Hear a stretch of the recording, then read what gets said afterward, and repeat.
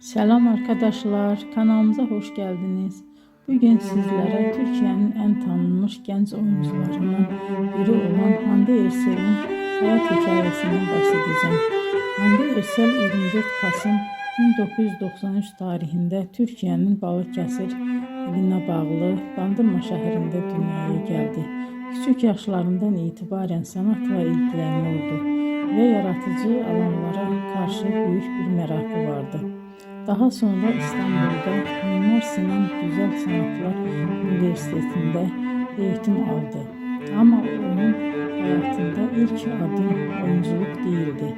Hande Erçel kariyerine modellik yaparak başladı. Genç yaşta katıldığı güzellik yarışmaları sayesinde dikkat çekti ve kısa bir süre televizyon dünyasının kapıları ona açıldı.